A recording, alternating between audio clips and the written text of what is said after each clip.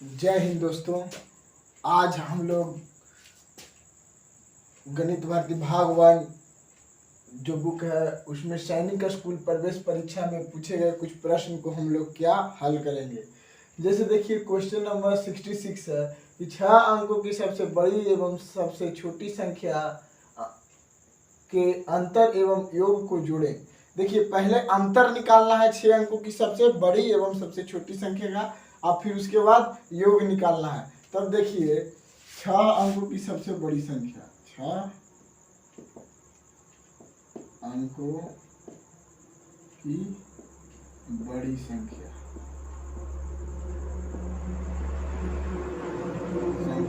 6 अंकों की सबसे बड़ी संख्या हो गई। 6 अंकों की सबसे बड़ी संख्या आपका हो जाएगा 6 गो 6, कितना 6 गो 6। 6 अंकों की सबसे बड़ी संख्या हो जाएगी आपको 6 गो 9, कितना 6 गो 9, 1 2 3 4 5 6। ये क्या हो गई 6 अंकों की सबसे बड़ी संख्या। और 6 अंकों की सबसे छोटी संख्या, 6 अंकों की क्या 6 अंकों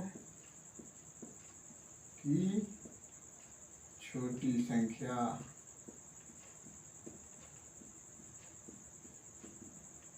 1 2 3 4 5, 1 2 3 4 5 6।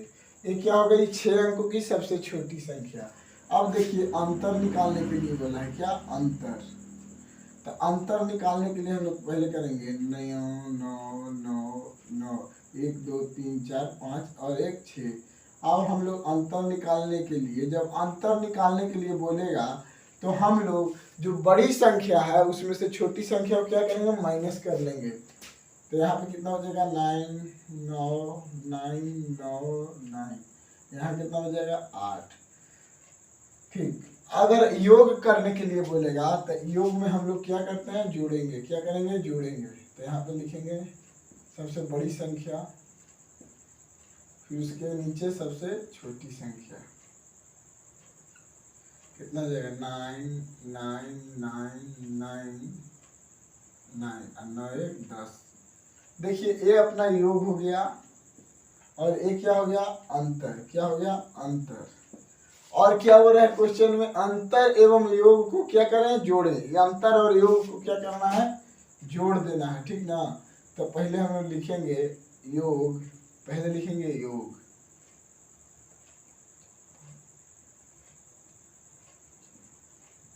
तीन 5। ठीक, अब लिखेंगे हम लोग अंतर को। किसको लिखेंगे, अंतर को। अब हमको इसको क्या करना है, जोड़ देना है। 9 9 कितना होता है 18, 9 9 18 1 19, 9 9 18 1 19, 9 9 18 1 19, 9 9 18 1 19, 8 1 9, 8 1 9, और यहाँ का एक का एक हो जाएगा। यही अपना क्या हुआ, आंसर आया। चलिए दोस्तों, अब हम 1 0 8 0 3 2 एवं 6 से बनी 5 अंकों की सबसे बड़ी तथा सबसे छोटी संख्या लिखे। तो देखिए बड़ी संख्या लिखने के लिए हम लोग सबसे पहले बाईं ओर जो सबसे ज्यादा होता है उस संख्या को लिखते हैं। इस देखिए हल, बड़ी संख्या बराबर बड़ी संख्या बराबर। तो देखिए इसमें सबसे ज्यादा कौन है, 8 है। कौन है, 8। 8 के बाद कितना है 6, और 6 के बाद कितना है 3, और 3 के बाद कितना है 2, उसके बाद 0 है।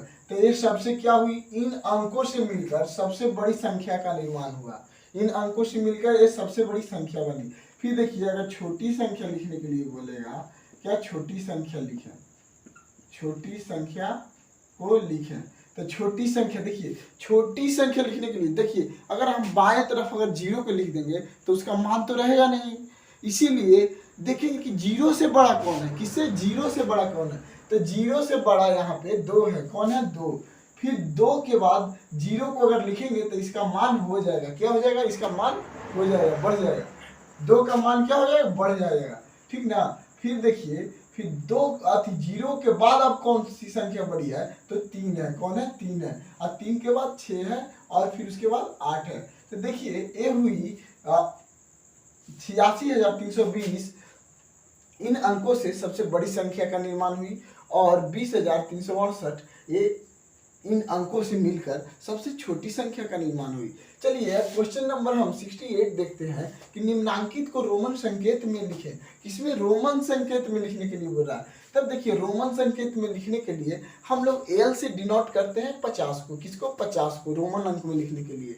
और फिर 100 को हम लोग सी से करते हैं। तब देखिए यहाँ पे हम लोग लिखेंगे एल। क्या लिखेंगे? एल। और जब भी उसका एक्स अगर बाएं तरफ लिख देंगे तो एल में से उसका मान 10 क्या हो जाएगा? माइनस हो जाएगा। और हम लोग जानते हैं कि आई भी बराबर क्या होता है? 4 होता है। तो इसका मान इतना हो जाएगा एक्स एल आई भी, मतलब 44 हो जाएगा। कितना हो जाएगा? 44 हो जाएगा। और हमको 95 लिखना है तो सी का मतलब कितना होता है? 100 होता है। और सी में से अगर हम x घटाएंगे तो कितना हो जाएगा? 90 हो जाएगा। तो इसीलिए लिखेंगे x और c, और v का मतलब क्या होता है? 5। तो ये कितना हो जाएगा? 95 या 95। कितना हो जाएगा? 95। चलिए अब अवरोही क्रम में लिखने के लिए मतलब घटते क्रम में लिखना है। क्या? घटते क्रम में जो सबसे ज्यादा है उस संख्या को हमको क्या? पहले लिखना है। इसमें जो सबसे ज्यादा है उस संख्या को क्या करना है? पहले लिखना है। तब देखिए अवरोही क्रम, अवरोही क्रम तो सबसे ज्यादा इसमें कौन है? ए है। तो लिखेंगे 99530। फिर उसके बाद सबसे ज्यादा कौन है? तो ये है 5, कितना है? 53330। फिर उसके बाद इसमें कौन है? तो उसके बाद इसमें सबसे ज्यादा है अपना ए है 53050। फिर उसके बाद सबसे कम कौन है? तो ए है 53003। ये सबसे कम है। यही अपना क्या हुआ? आंसर। फिर देखिए निम्नांकित को हिंदू अरबी संख्याओं में लिखें। किसमें? हिंदू अरबी संख्याओं में लिखेंगे। तो हिंदू अरबी संख्याओं में लिखने के लिए डबल एम मतलब क्या हुआ? 2। और यहाँ पे देखिए डबल एम और ट्रिपल सी मतलब यहाँ पे आपको बोल रहा है कि ट्रिपल सी मतलब होता है 300 और एक्स आई भी, तो यहाँ पे हो जाएगा 2314। आपका क्या होगा? आंसर होगा। देखिए एम का मतलब होता है 1000 और एम जो है एम एक्स और आई, इसको हम लोग 3 बार पर लिख सकते हैं। कितना? 3 बार लिख सकते हैं। इसीलिए डबल एम लिखें तो हमारा कितना हुआ? 2000 और ट्रिपल सी लिखें तो हमारा हो गया 300 और एक्स आई भी का मतलब होता है 14। ठीक ना? अब देखिए कि D C C L X I, तो देखिए डी का मतलब तो 500 हो जाता है और सी सी का कितना हो गया? 7। तो यहाँ पे लिखेंगे 7 और एल एक्स एक्स तो यहाँ पे कितना हो जाएगा? 7। फिर कितना है? 7। तो इसका कितना हो जाएगा? 777। यही अपना क्या हो गया? आंसर हो गया इसका। अब देखिए क्वेश्चन को अब हम लोग आगे देखते हैं। क्या उत्तर है कि निम्नांकित को आरोही क्रम में लिखें। तो देखिए आरोही क्रम में हम लोग बढ़ते क्रम में लिखते हैं। क्या? बढ़ते क्रम में जो सबसे छोटा मतलब जो सबसे कम संख्या है उसको सबसे हम लोग पहले लिखते हैं। जो सबसे कम रहता है उसको सबसे पहले लिखते हैं। तो इसमें सबसे कम कौन है? 1347। फिर उसके बाद सबसे ज्यादा कौन है? तो 2852। कितना? 2852।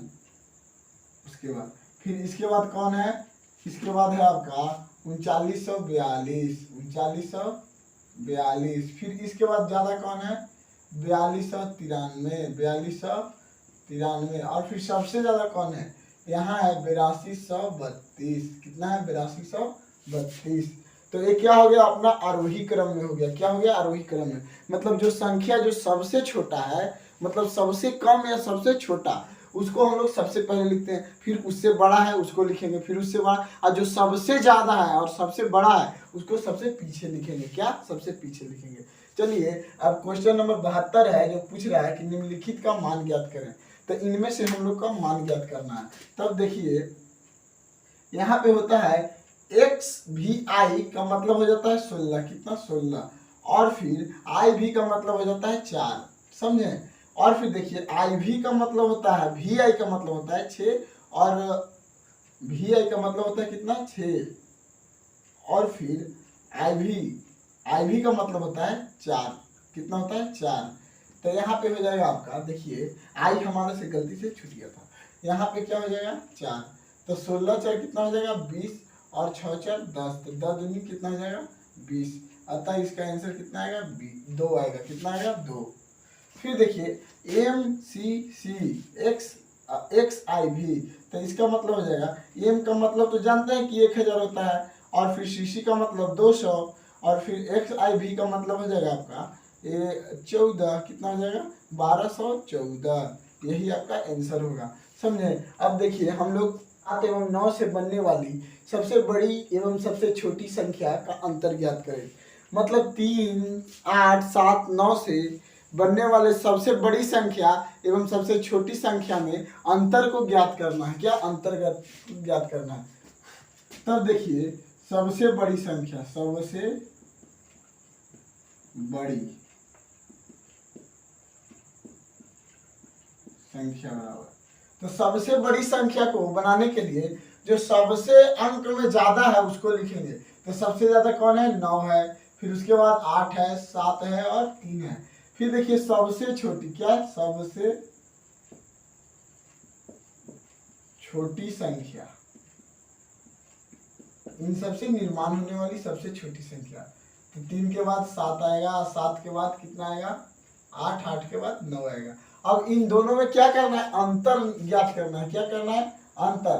तो अंतर ज्ञात करने के लिए हम लोग क्या करेंगे, घटा देंगे। क्या करेंगे, घटा देंगे। एक क्या है बड़ी संख्या है और एक क्या है छोटी संख्या है, इसमें माइनस कर देंगे। क्या करेंगे, माइनस। यहाँ 9 हो जाएगा, यहाँ अपना 8 हो जाएगा, यहाँ हो जाएगा 7 और यहाँ हो जाएगा 3। चलिए तो देखिए 13 में से अगर 9 घटाएंगे तो कितना हम लोग को, तो यहाँ पे 4 बचेगा। कितना बचेगा 4।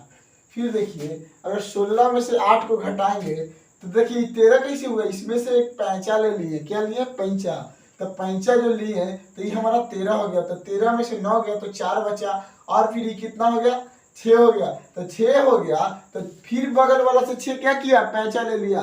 तो 6 कितना हो गया 16 हो गया। तो 16 में से 8 गया तो कितना बचा 8 बचा, और 7 में से 7 गया तो कितना 0, और 9 में से 3 गया तो कितना बच गया 6। यही अपना क्या हो गया, अंतर निकल गया। क्या निकला, अंतर निकला, समझे। तो यही अपना आंसर हुआ। फिर है कि संख्या पद्धति में 6 अंकों की कुल कितनी संख्या है। मतलब इस क्वेश्चन में पूछ रहा है कि संख्या पद्धति में 6 अंकों की कुल कितनी संख्या है। नंबर सिस्टम में 6 अंकों की कुल कितनी संख्या है। तब देखिए हम लोग जानते हैं कि 6 अंकों की सबसे बड़ी संख्या कितना होता है, 6 अंकों की सबसे बड़ी संख्या बराबर होती है, बड़ी संख्या बराबर होती है 99999। मतलब 6 गो 9, कितना 6 गो 9। अब इसको हम लोग गिनते किसको कहेंगे, कितना, तो इकाई दहाई से, इकाई दहाई सैकड़ा हजार 10,000 लाख 9,99,999। एक क्या होती है 6 अंकों की सबसे बड़ी संख्या होती है। अच्छा अंकों, तो देखिए अब हमको इसको ज्ञात करने के लिए 5 अंकों की सबसे बड़ी संख्या में से बड़ी संख्या को 6 अंकों की सबसे बड़ी संख्या में हमको घटानी होगी। क्या होगी, घटाना होगा। तब हमको पता चलेगा कि 6 अंकों की कुल संख्या पद्धति में कुल कितनी संख्या है। तो इसके लिए हम लोग लिखेंगे 5 अंकों की सबसे बड़ी संख्या, सबसे बड़ी संख्या। तो कितना हो जाएगा 1 2 3 4 5। तो क्या हो गया 5 अंकों की सबसे बड़ी संख्या। 9 में से 9 गया 0, 9 में से 9 गया 0, 9 में से 0, 9 9 0। तो देखिए आपका कितना संख्या होगा 9। मतलब संख्या पद्धति में 6 अंकों की कुल कितनी संख्या हुई। चलिए गिन लेते हैं। इकाई दहाई सैकड़ा हजार 10,000 लाख, मतलब 9 लाख संख्या है 6 अंकों की संख्या पद्धति में, समझे। कितना 9 लाख संख्या है। देखिए क्वेश्चन नंबर 75 है कि संख्या 32 90 75 में 7 के स्थानीय मान एवं अंकित मान का अंतर ज्ञात करें। देखिए 7 का स्थानीय मान तथा अंकित मान का क्या अंतर ज्ञात करें। तो देखिए 7 का स्थानीय मान कितना संख्या इतना 32 90 75। तो 7 का स्थानीय मान, तो 7 कौन से स्थान में, इकाई दहाई। तो यहाँ पे लिखेंगे 7 गुने 10 बराबर कितना हो जाएगा 70। कितना हो जाएगा 70। अगर इसका हम लोग अंकित मान निकालेंगे तो कितना है, 7 का 7 ही रह जाएगा, 7 गुने 1 बराबर 7। तो यहाँ पे हम लोग करेंगे 70 माइनस 7 बराबर, तो कितना हो जाएगा 63। यही अपना क्या होगा आंसर। देखिए अंकित मान जो संख्या पूछता है वो संख्या ही रहता है, क्या रहता है, वो संख्या ही रहता है। और जातीय मान और अंकित मान दोनों एक ही होते हैं। और स्थानीय मान अलग हो जाते हैं, मतलब वो संख्या कौन से स्थान पे है। जैसे इकाई दहाई, तो ये कितना दहाई के स्थान पे है तो हमको 10 से गुना पड़ा। और वही अगर सैकड़ा के स्थान पे रहता तो हमको कितना से गुना करना पड़ता, 100 से गुना करना पड़ता। लेकिन अगर जीरो अगर वही स्थान पे अगर दहाई के स्थान पे रहेगा तो जीरो का हरा सदैव मान क्या होगा, शून्य ही होगा। क्योंकि मान लीजिए अगर 10 को जीरो से गुना करेंगे तो जीरो ये ना होगा कि 10 हो जाएगा, जीरो ये होगा, समझे। तो इसीलिए यहाँ पे स्थानीय मान में से अंकित मान को क्या किया, घटा दिया गया। हम लोग से यही तो पूछ रहा है कि अंकित मान को क्या करें, घटा दे या अंतर निकालें। अंतर निकालने का मतलब होता है घटाना ही, समझे। अब पूछ रहा है वह कौन सी सम संख्या है जो रूट संख्या भी है। तो देखिए वो एक ही जो संख्या है जो सम भी है और रूट भी है। जैसे देखिए सम संख्या मतलब जो क्या 2 से विभाज्य हो, क्या हो, 2 से विभाज्य हो। और रूट संख्या जो संख्या जो है वो रहे और एक से विभाजित हो, उसे ही रूट संख्या कहते हैं। क्या कहते हैं, रूट संख्या, ठीक ना। तो वो संख्या है 2, कितना है 2, वो संख्या है 2, समझे। क्वेश्चन नंबर 77 है कि 27 कितना, 27 307 में आए दोनों 7 के स्थानीय मानों में अंतर क्या है। जैसे देखिए क्वेश्चन ये क्या है, यही अपना संख्या है 27,307। तो इसमें एक जो स्थानीय मान है इसे कौन से स्थान पे है, इकाई दहाई सैकड़ा हजार, कितना के स्थान पे है, 1000 के स्थान पे है। तो यहाँ पे कितना हो जाएगा 7000। फिर देखिए एगो क्या है, एगो तो इकाई के स्थान पे है तो कितना हो जाएगा 1, 7 गुने 1 बराबर 7।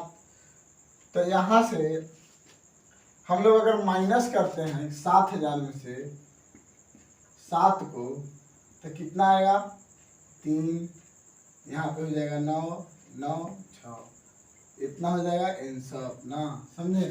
फिर देखिए किस अंक का स्थानीय मान एवं अंकित मान सदैव समान रहेगा। मान लीजिए यहाँ पे कितना 265092, समझे।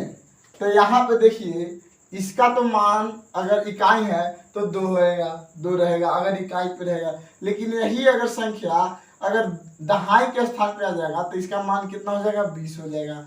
लेकिन अगर 1 को भी करेंगे तो कितना हो जाएगा 10 हो जाएगा। लेकिन जीरो जो है तो जीरो कौन से, इकाई दहाई सैकड़ा, तो जीरो को हम अगर 100 से गुना करेंगे तो कितना होगा, जीरो ही होगा। तो वो एक ही संख्या है जिसका मान सदैव समान रहेगा। वो संख्या क्या है, 0, शून्य। क्या है, शून्य ही एक ऐसी संख्या है जिसका मान कोई भी परिस्थिति में समान रहेगा। किसमें, स्थानीय मान में है कि 100 से कितना, 100 से कम 7 क्रमागत भाज्य संख्या को लिखें। तो देखिए भाज्य संख्या हम लोग पढ़े हैं किसी इसका 2 से अधिक गुणनखंड हो उसे हम लोग क्या कहते हैं, भाज्य संख्या कहते हैं। तो 100 से कम करने के लिए तो देखिए 99 का भी 2 से ज़्यादा गुणनखंड है, 98 का भी है, लेकिन 97 का तो 1 है और 97 स्वयं है तो 97 नहीं होगा। 96 का है, फिर उसके बाद 95 का है, फिर 94 का है, 93 का भी है और फिर 92 का है। तो 1 2 3 4 5 6 7, कितना हो गया 7। तो ये अपनी क्रमागत भाज्य संख्याएं हो गई। चलिए क्वेश्चन नंबर हम लोग देखते हैं 80। निम्नलिखित की परिभाषा एक उदाहरण के साथ लिखें। क्या, निम्नलिखित का परिभाषा लिखें, एक के बारे में चर्चा करना है। तो वैसी प्राकृत संख्या जिसके सभी अपवर्तों का योग उसके योग उस संख्या के मान का क्या हो, दुगना हो, क्या हो, दुगना हो, वो क्या कहलाएगी, संपूर्ण संख्या कहलाएगी। बोल रहा है कि वैसी प्राकृत संख्या जिसके सभी अपवर्तों का योग संख्या के मान से दुगना हो उसे संपूर्ण संख्या कहेंगे। क्या कहेंगे? संपूर्ण संख्या कहेंगे। तब देखिए 6 का अपवर्तक देखते हैं। कितना? 6 का अपवर्तक। अपवर्तक 6 का अपवर्तक कौन कौन है? तो 1 है, 2 है, 3 का में आएगा 6, यहाँ तो 3 भी है, 6 कितना है? 3 है, फिर 6 है। तो देखिए 3 2 5 और 1 6, 6 6 कितना हो जाएगा? 12। तो ये क्या हो गया? ये 6 का अपवर्तक है, मतलब 6 जो है, जो संख्या है उसका अपवर्तक क्या है? दुगना है। तो उसको क्या कहेंगे? संपूर्ण संख्या कहेंगे। क्या कहेंगे? संपूर्ण संख्या कहेंगे। जैसे देखिए 28 का अपवर्तक कितना है? तो 28 का अपवर्तक हो जाएगा, 28 का अपवर्तक हो जाएगा 1। कितना हो जाएगा? 1। इसको क्या करना है? जोड़ना है हम लोग को। क्या करना है? जोड़ना है, ऐड कर देना है, समझे? फिर 1 हो जाएगा, 2 हो जाएगा, 28 का 3, तो 3 में कटेगा, तो 3 से नहीं कटेगा। कितना से कटेगा? 4 से कटेगा, 7 से कटेगा, 7 चौके 28 होता है। फिर होता है आपका 14 दूनी 28 होता है। कितना? 14 दूनी 28 होता है।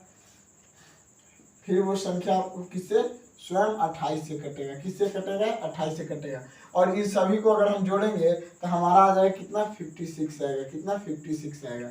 चलिए, रामानुजन संख्याएं वैसी लघुत्तम प्राकृत संख्या जिसे दो संख्याओं, कितना? 2 संख्याओं के घनों के योग के रूप में 2 भिन्न भिन्न तरीकों से लिखा जा सके। एक तरीका से नहीं, 2 भिन्न भिन्न तरीकों से लिखा जा सके, उसे क्या? रामानुजम संख्या कहते हैं। क्या कहते हैं? रामानुजम संख्या कहते हैं। जैसे देखिए 1729 क्या है? रामानुजम संख्या।